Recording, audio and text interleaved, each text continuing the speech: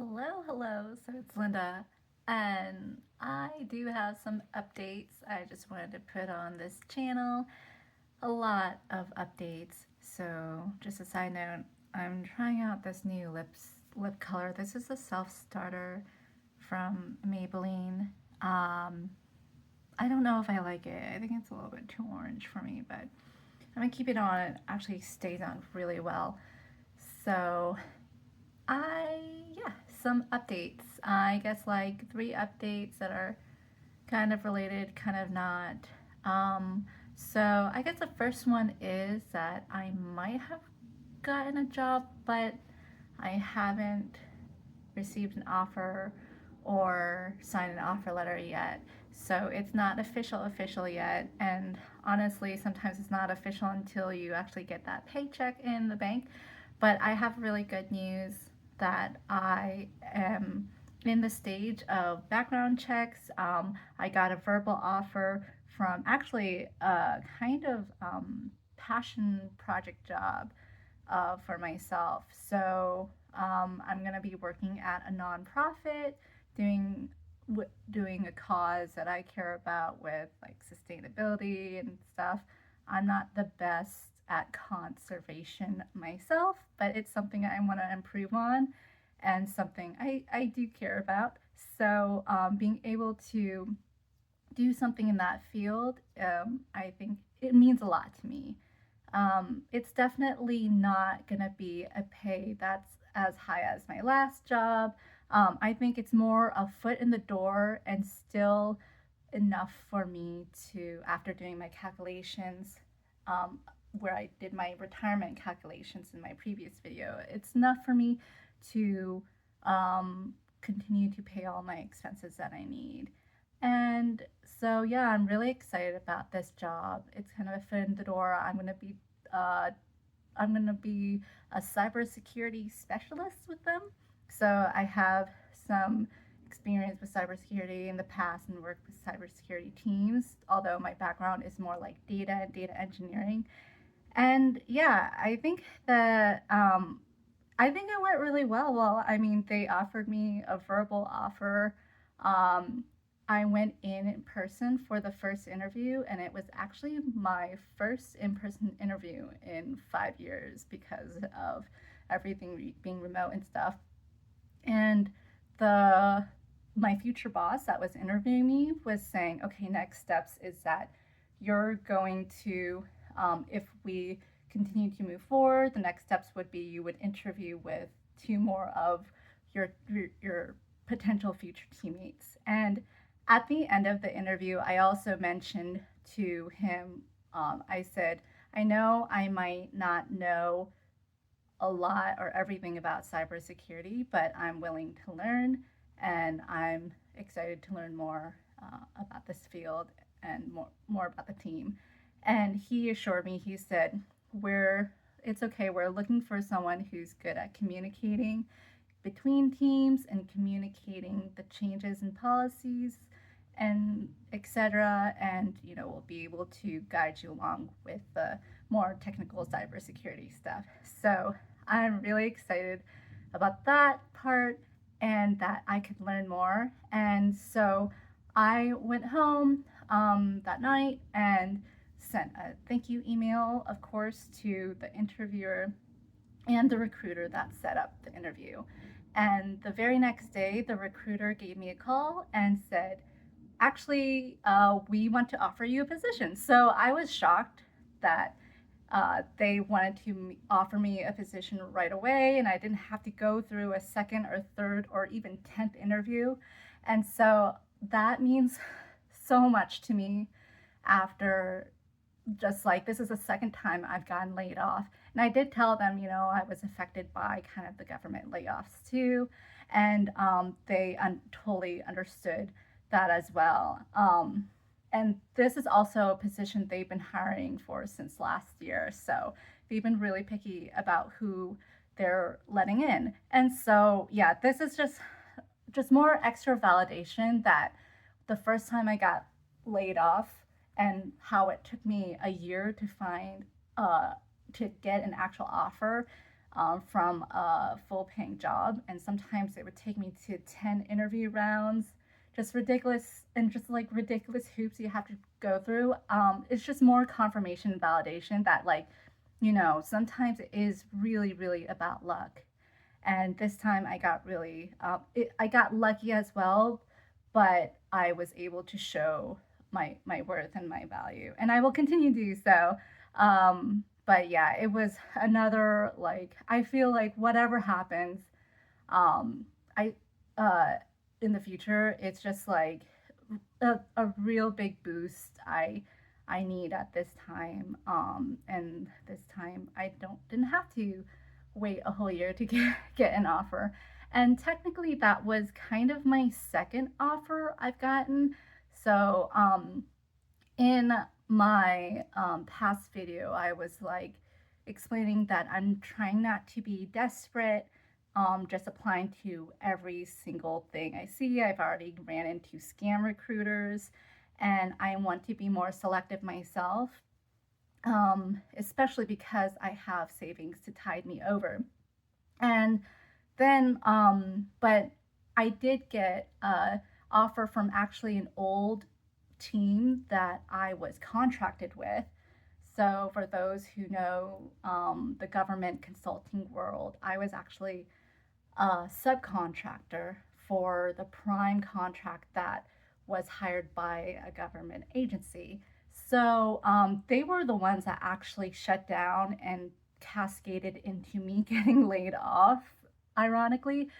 But they did call me before I got this other offer. That the um, actually the founder of that prime contractor. Sorry if this is confusing, but the boss of that contract called me specifically and said, that contract with the government, we're talking into reopening it to finish up the project that you were on.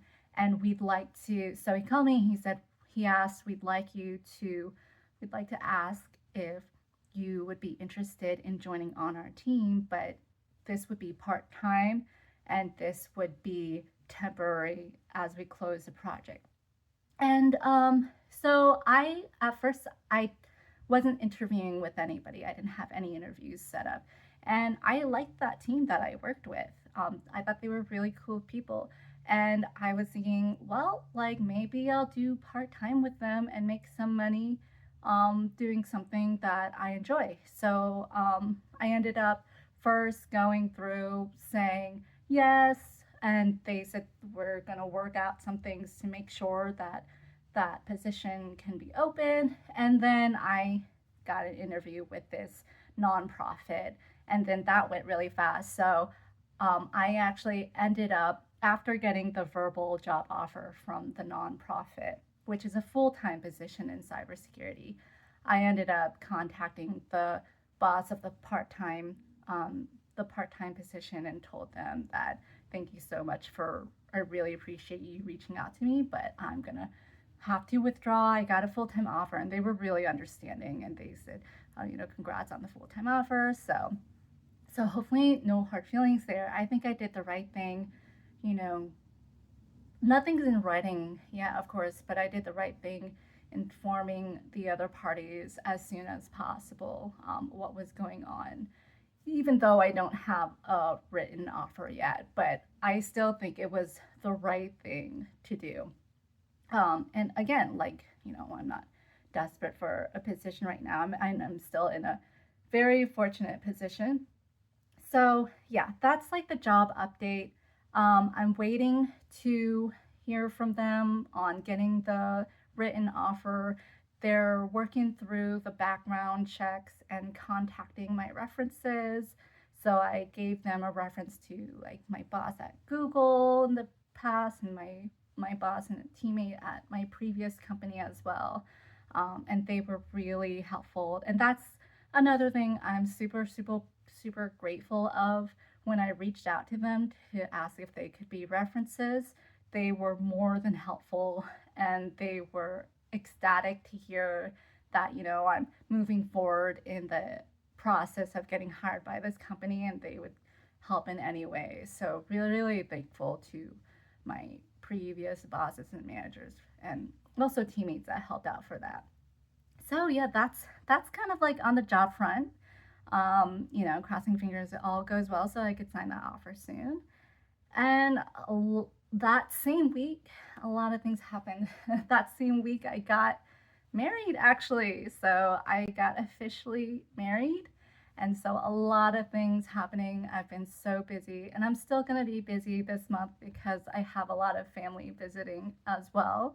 But yeah, I got married, and I might make more videos about the process I went through, and just like maybe like how I chose my dress, just like the girly things maybe, and the processes and wedding planning stuff. I might make more videos of that later as well. So I got married. So the week before I got married, I had an interview. I also took time to kind of say goodbye to my house, because for those who don't know, I've owned and lived in my house for 10 years alone, except for maybe a few months where that's another story. But I've been living here for the past 10 years, officially this month in May 2025. And so I'm going to be moving out. And so the week before I got married, I was just acknowledging, like, this is going to be one of the last nights that I actually stay at my own house. And so now we're officially married. We're we're a kind of we're not rushing to do anything to my current house right now. I pretty much know I'm gonna sell it. I know a lot of people are recommending that I don't sell it, that I keep it. It would make a great investment for renting out if I keep it. And honestly, that is just sounds like more work for me for extra money that I don't need, frankly. And my parents were landlords before, and yes, you could hire property managers and other contractors to help out, but that's extra costs that will eat into your profits. So what we ended up doing when my parents rented out their places, like my dad, he's a real handy guy, but he ended up doing everything, and would get calls in the middle of the night on maintenance. I remember summers of my brother and I painting the walls of the different properties. And so it was just extra work. It's, again, very privileged. I feel like I had a very, very privileged upbringing to even be able to say that my parents owned multiple properties, but it was just work. I just remember we did get chore money from it, which was cool. My dad would pay us like by the hour that we would paint the walls and stuff. I absolutely hate painting walls today, so I will happily contract that out. But as far as renting out my house, so I have this kind of corner townhouse. It's just there's so many things that need fixing that I feel like um, I just need to upkeep more, even if I have a tenant.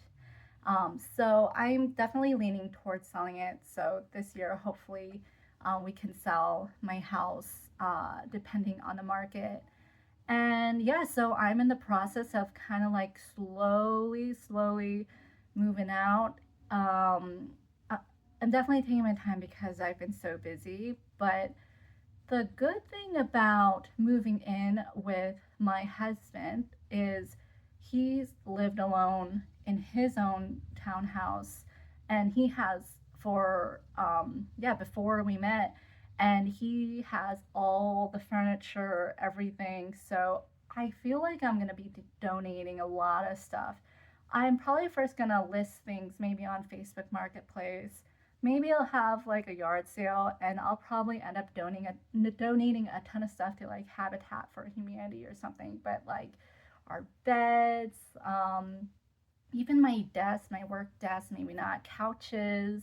I don't think I need to bring any of my couches, but luckily I don't feel really tied to much of the larger objects in my house. And honestly, I think his house is more better decorated than mine. Um, because for the past 10 years, I feel like my furniture has still just been hand me downs from like, or just leftovers from college furniture, like IKEA take apart rolling furniture that I had in college, or like hand me downs from my parents' house. So nothing really matches in my house. I have like no sense of style. I'll probably do another video of kind of doing a house tour and stuff. I probably will tidy up a few things before then. But yeah, you'll see that like nothing really matches. Um, but that's fine. I think like I always thought this house would be a temporary place that I would live. And when I first moved in, I didn't think I would live here even 5 years. And just time flies. It's been a whole decade that I've lived here. And it's just something that as I'm married now, and I think it's definitely bittersweet that I'm saying goodbye, or I guess I've already said goodbye, but I'm in my house right now. So not truly goodbye yet until I sell it, but it is definitely bittersweet saying goodbye, I guess, to that chapter of my life, because I'm looking at what I've been able to grow for myself and what I've been able to build for myself.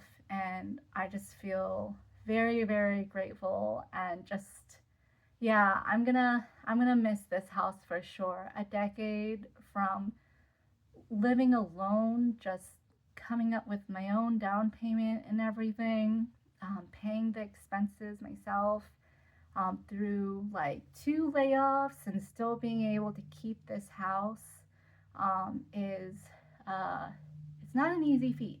Um, but yeah, so I'm excited for, the future after this as well. And but yeah, so that's kind of the updates and everything. Um, yeah, that's pretty much all I want to talk about. Uh, all right, okay, bye. That's really all I wanted to talk about. Thanks for listening. All right, bye.